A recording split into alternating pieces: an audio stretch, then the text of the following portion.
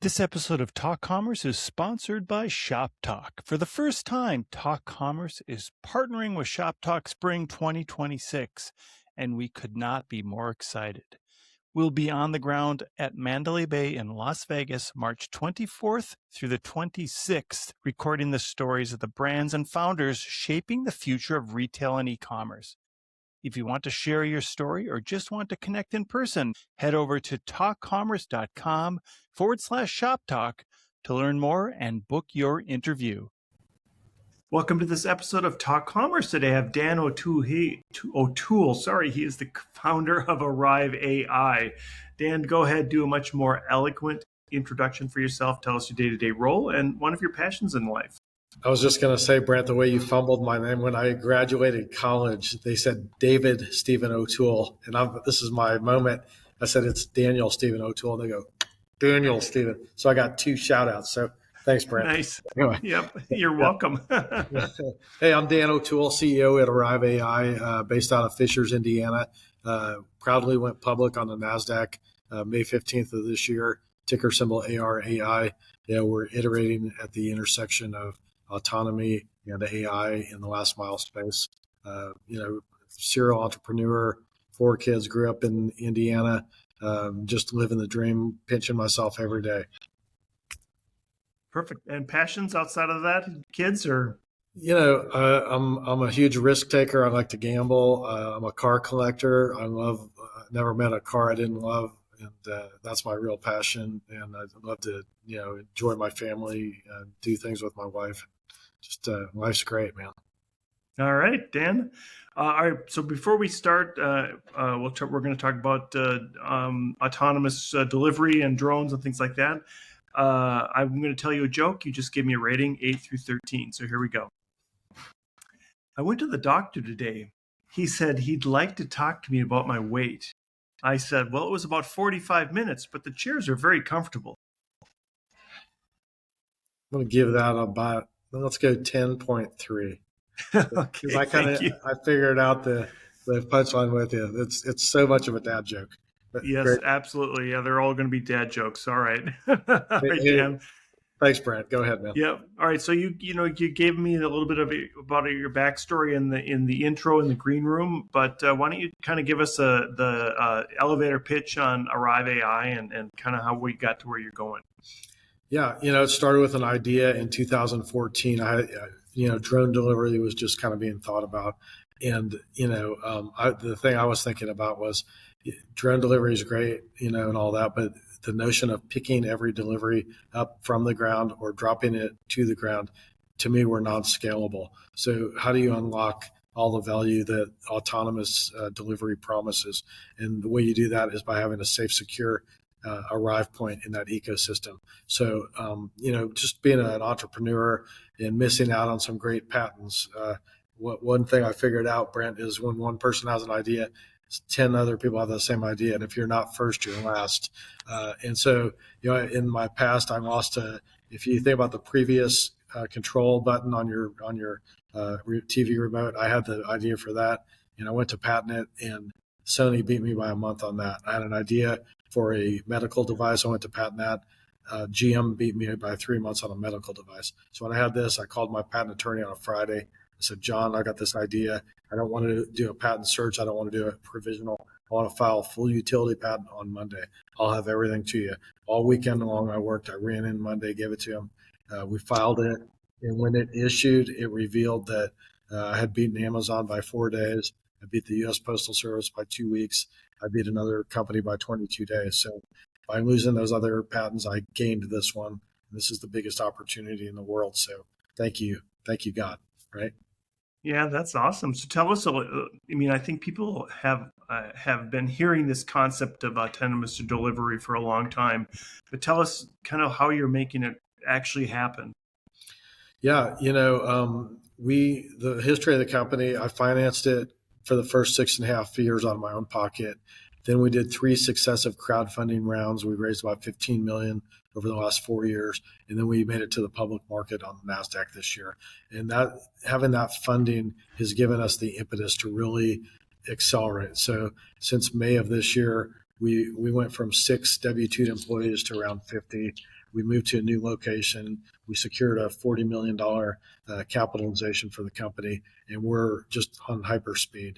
I always say if you have your accelerator pedal all the way to the floor and you let up for 1 second, you never get back when you reapply to where you were. So we're not letting up. We're accelerating as fast as we can. The market is accelerating around us.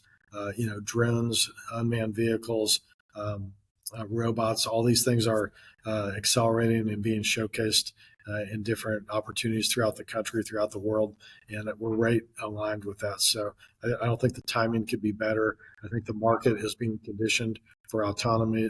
It couldn't be a better time, and here we are, and that's everything. Yeah, that's great. We spend our summers in Minnesota, and I saw that Minnesota is going to get their first WIMOs. And so, is there challenges around weather and things like that in autonomous delivery? There's always challenges, just like there is for a FedEx truck in a snowstorm, right? I mean, everything has its pros and cons, right? We're the access point, we're the arrive point in the ecosystem. We're platform agnostic, universal, welcoming to all shippers and delivers, whether you're a drone, a truck, conventional, unmanned vehicle, robot, whatever. We're going to be that access point. We're going to give you notifications, heated and cooled cargo area, live streaming video, all these things that you've never had with just a regular mailbox. And that's what you're going to come to love. Eventually, all your commerce will flow through your Arrive app. You can archive all of your transactional history. If you want to send something back, it can all be orchestrated from your app at your curbside. I call it a shipping store at your door. You don't need to go to Whole Foods, Kohl's, the UPS store. You can go to your curb and deal with all that. If you're looking for something to come in and you can't remember because you have so many orders, all your purchases are right there. You pick up, you can open up a list of open orders that you have. Find out one was canceled. They didn't even tell you, but you see it right here. You see the other ones delivering today. It's going to be everything. You can buy, sell, return. It's your new life. Yeah, so give us an idea of like how it works in the real world, and have you deployed one anywhere that is working in real life? Yeah, right now we're working with Hancock Health, which is a medium-sized healthcare facility campus in central Indiana. We have an ecosystem with robots and our arrive points. We're doing autonomous and asynchronous deliveries, and that asynchronous is a new term to a lot of people, but it's an exciting one because up until now, you've had to be, if you have say a computer or an iPhone come into your house, you have to be there to meet the carrier on that. Otherwise, they're not going to deliver. So people are taking off work, all these kind of things. So asynchronous means every delivery node can operate on its own cadence. So right now, if you're at Purdue University in Lafayette, Indiana, and you order a Starbucks from Starship, a little robot, you have to be there to meet the robot. If you're not there, the robot, you're waiting on the robot. The robot's waiting on you.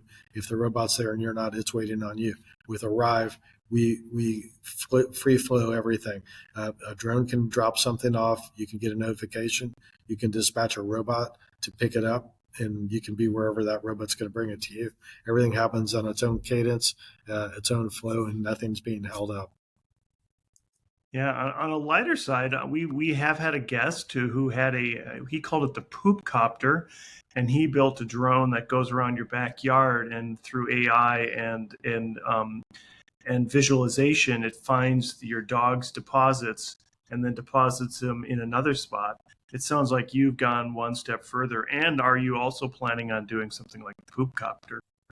We're not the drone, we're not the robot, we're not the unmanned vehicle. We don't want to be in the. Because we're open to everybody, right? Co-opetition. People say, "Who's your competition?" We say, "Hey, we don't have any competition. It's all co-opetition." And going back to the story where we beat Amazon by 4 days and others on our patents, we've got about over 90 patents either awarded or filed for, both in the U.S. and throughout the world. It's a very robust patent portfolio. We want to work with everyone. We think we unlock all this commerce for everybody. Through your user agreement, you're going to be granting overflight rights and on-site rights. So when shippers want to work with us, they're going to have all those rights granted to them because the people that are using our product want them to be able to access it. So there's a lot of things like that that we're going to unlock, streamline, and just make it so much more efficient. Yeah, so I mean, it does get quite complicated, and as I suppose as more autonomous systems arrive and more flight systems, that we would have some sort of low level airspace problems. Is that something you're trying to address? We are not in that. That's FAA. They have all the flight lines are already established. A lot of them are over public access roads, public easements, utility easements. At 400 feet is going to be the typical altitude for our drone. But if you did if you picked up your iPhone right now and said, "Show me all the airplanes in the sky right now," you'd be amazed. Hundreds of thousands. I mean, it's a staggering number. It's going to be similar to that at a lower altitude. It's already formulated. It's happening right now. It's really not an issue. One of the things we are going to be doing though is we are going to be doing air traffic control, ground traffic control to our boxes. We'll be able to, through AI, streamline efficiencies, route scheduling, prioritization, capacity management, all those kind of things. And we are going to be bringing that. One of the things that has been obvious to us and not to a lot of others is as we've started this journey, we always believed that there would be a universal access point in the delivery ecosystem. We knew that dropping things on the ground was not a scalable option. And nobody else really thought about that. They all thought myopically about their own end-to-end solution, and that's fine, but there's a lot more things being delivered today than ever before. And we see this kind of going the way of the Tesla supercharger network, where that emerged as the standard. We think that we're going to be the standard. There's not going to be 3 arrive points in front of a Homer business. There's going to be one, and it's going to regulate and schedule all your inbound and outbound commerce. So we're excited about that proposition. Yeah, that's interesting. You talked about the different arrive points. I know that I was in Montana this summer, and I saw that the original railroads. A lot of times they built them side by side, and they actually put 2 tunnels through a mountain side by side. So this really is solving a lot of problems. And do you feel like some of the things you're solving are accelerating faster than they would have done in the past because of maybe AI and some of the other things that are happening? COVID was a big accelerant, frankly, because so many people were displaced. That sped up the whole industry by 10 years, I would say. And then obviously AI is quickening every day. It's moving so fast, it's staggering. And we are leveraging that in a lot of ways. We just we're just invited by NVIDIA into their Connect program, which is quite validating for us. It calls attention to the fact that NVIDIA sees what we're doing and sees a value. And we, in one of the capacities and one of the products that they make available, the Thor card, we think we could be their biggest consumer of that product. So we're excited about where we're going and how we're getting there. And it sounds so you are addressing problems with not just flight, but also ground-based autonomous vehicles. Is that correct? Yeah, it's important that we're agnostic and universal. We deliver the greatest user experience when everybody can play, right? And it goes back to the point where you can't take some of the items, you got to be able to take them all. If you're starting to pick and choose, you're losing your value, and the customer loses, their value proposition. So we want it to, 91% of all deliveries are 5 pounds or less. So that's a huge number for us, and it really opens up all the autonomous delivery drone, robot. All those things fit very nicely into that delivery system. Are there other examples besides just like motorized delivery and air delivery that you're looking at, or is that kind of like the antithesis of everything that people are trying to do? We U.S. mail, right? We're going through an approval process with the U.S. Postal Service right now to get the Postmaster General approval. It opens up all the federal easements for mailboxes for us. There's a huge problem every day right now where checks are being stolen out of mailboxes, at an alarming rate. There's so much fraud out there. What if you could disrupt that? What if, average carrier, say, has 300 locations on his route? What if your phone was a fob, or, have some other unlock out, that we would make available to you. And we would key the mailman or mailwoman's, credentials. So all their 300 units, when you get in proximity, would unlock. You open up your mail door, put your item in, close it. You never knew it was locked. You never knew it locked behind you. When you get away, it locks. We have a report of that.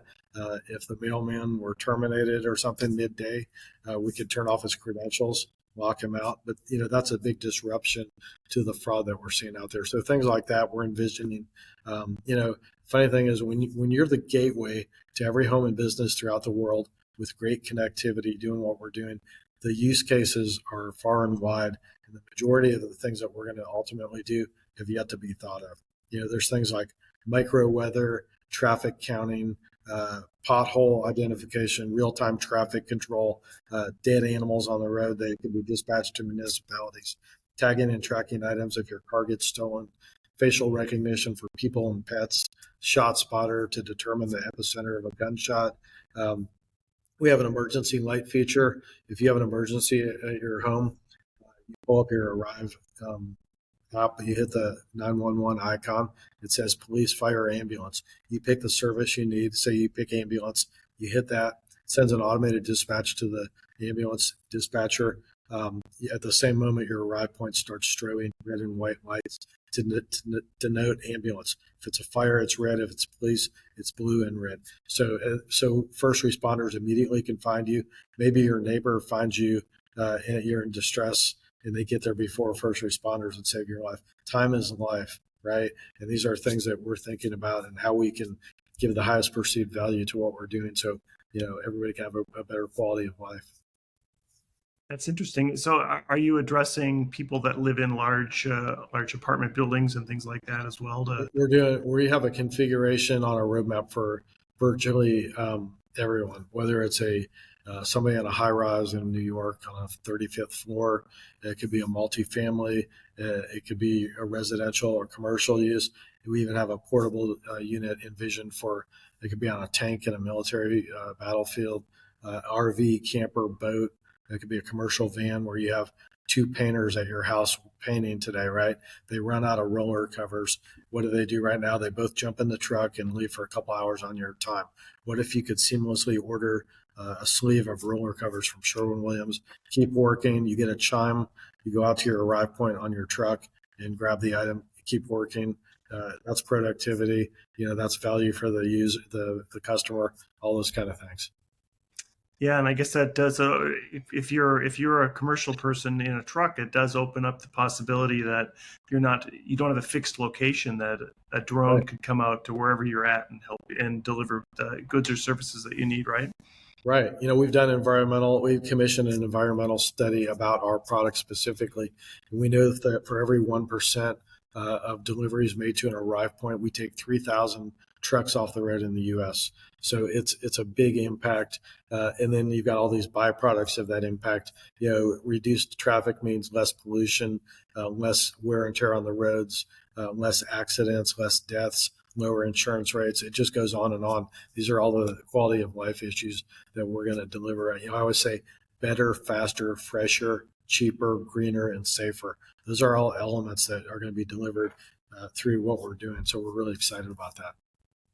What has been the funnest thing you've seen, or the most fun thing you've seen, or solution that you've come up with in terms of the autonomous deliveries? The funnest thing I would say, we have robots and drones we're working with. I mentioned Hancock Health. We dressed up the robot that we're working with in a Halloween costume, and we actually delivered to all the kids, and that was a huge hit. And things like that. Those are the funnest. And I love the word funnest. So thanks for using that. But we have fun in everything we do. If you listen to our last two earnings calls, I started both of them out with a joke, like you do. So we're having fun. That's our culture here. Brent, every day I come to work, I have three goals. I want to be the boss that I would want to work for. I want this to be the company that I would want to work at, and I want this to be the business that I would invest in. If we do those three things right every day, we're going to be the best. And how do you see things playing out next year? Do you think 2026 is going to be the year of accelerated, not just AI innovation and expansion, but more of the on-the-ground solutions that AI is helping to enable? Yeah, it's going to be bigger and better than ever in the year after that, and the year after that, and forever. It's, in the US alone, there's 170 million addresses. That number grows by 4,000 new addresses every single day. It's an evergreen, ever growing market. Where we are, we're focused on developing A1, almost mil spec technology where, our philosophy, it has to work every time, not some of the time, not most of the time. We're in an industry where you're judged by your failures, not your successes. People expect 100% every single time, and that's what we're going to deliver. And in doing that, we don't want to get ahead of ourselves by commissioning tens of thousands of units and putting them out there, knowing that they're essentially obsolete right now going out the door. Right now, everything we're doing, we're not head down focused on delivering revenue or profitability. The ROI for us right now is the learnings and spooling that rapidly back into engineering and development to get the next generation best of the best. And that's what we're doing. So when we do press that button to scale, it's going to be awesome. That's great, Dan. We have a few minutes left in the podcast. As I close out, I give everybody a chance to do a shameless plug, but anything they'd like, what would you like to plug today? First of all, I want to thank you and your subscribers for checking us out and the opportunity to be here. Thank you so much for that. I would say, as a kid, my goal and dream was always to be at the head of a NASDAQ company. I always wanted to take a company public. It was a very nerdy thing. And the funny thing is I did it. To have a dream like that and have an opportunity that could deliver on that dream, I'm pinching myself every day. Prior to going public, we had 5,000 investors that shared the same vision with me. I love those guys. They all have my phone number. And if you invest in Arrive AI, you are a co-owner in this company with me. All our stock is common shares with voting rights. It's all the same shares I have. I call us a We the People story. You're invited to come visit us. Anytime we have something that we want a decision on, we put it out as a vote to our shareholders. It goes back to what I said, how do we be the company that I want to invest in? When you're out there with the backdrop of Enron and Bernie Madoff and Sam Bankman-Fried, the default is always skepticism, and I get that. But there are some great companies out here. I want to believe that we're one of them. If you are an investor here, our promise is you're always going to hear the good, bad, and the ugly here first. I own the ugly. I own the bad. The good takes care of itself. I will always own it, and that's what you get here. It's not always great. This is the real world, right? But I do want to talk about my deal toy here too, Brett. Kid in the candy store, still pinching myself, took our company public on May 15th. We rang the bell July 3rd at the NASDAQ. We had 400 people there. We almost broke NASDAQ because they couldn't hardly hold I don't think anybody's ever done that. But this is the deal toy. When you take a company public, it's a little tchotchke that your investment banker commissions on your behalf. Not many people know about them anymore, and it's kind of almost a thing of the past. But this thing right here embodies this whole journey that we've been on, it's Arrive AI, direct listing, ticker symbol ARAI, up to a $40 million pipe, which is a a private investment in a public equity. And that's what we have here. And it was Maxim Group. I want to give those guys a shout out, Arrive AI. We've got the drone delivering to one of our boxes here. So anyway, shameless plug. If you're looking for a great company that cares about you, Arrive AI. If you missed out on NVIDIA, Google, Amazon, all those guys, and you kick yourself and you said, next time I see something that resonates, if you can see a future where autonomous delivery is happening, then you can see a future where Arrive AI is going to be at the center of that ecosystem.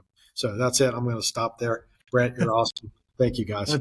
That's great. Thanks. Dan O'Toole is the founder of Arrive AI. Thank you so much for being here today. Hey, real quick, Brent, can you rate a joke Can you rate a joke for me? Absolutely. Go for it. Okay. What doesn't weigh very much and is blue? Go what? Light blue. That's all right. Good one. I was going to Yeah. say, obviously, it's a joke because everybody knows that light blue and blue weigh the same. Yes. No, I get it. Yes. Okay. Thank you. I give it a 13. That's awesome. Awesome, Thank man. you. Awesome, buddy. Well, I Thanks, can't Dan. outdo that. Can't outdo the host. I'm bringing you up to 14. Yeah, I think you did outdo me. Thank you. All right. Right. Dan O'Toole, thank you so much for being here, and thanks for the final joke. I appreciate it. Thanks, Brent. We'll see you, man. What you want to do?